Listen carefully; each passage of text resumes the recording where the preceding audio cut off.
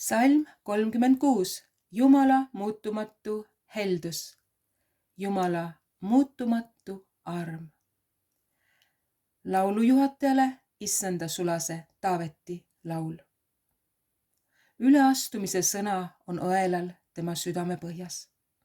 Ei ole Jumala kartust tema silme ees, sest temale meeldib arvata, et ta ülekohut ei leita ega vihata.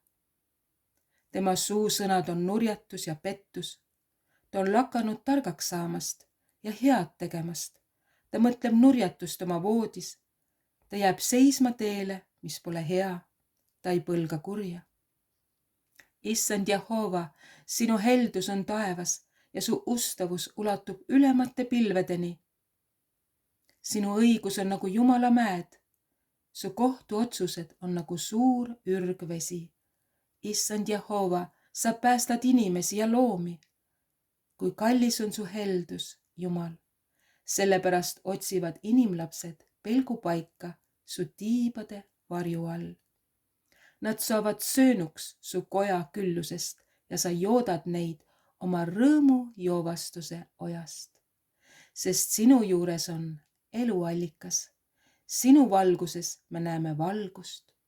Säilita oma heldus neile, kes sind tunnevad, ja oma õigus neile, kes on õiglased südamelt. Ärgu tallaku suurelise jalg mu peal ja õelate käsi ärgu peletagu mind. Seal on kukkunud, kes teevad nurjatust. Nad on maha paisatud ega suuda enam tõusta. Aamen.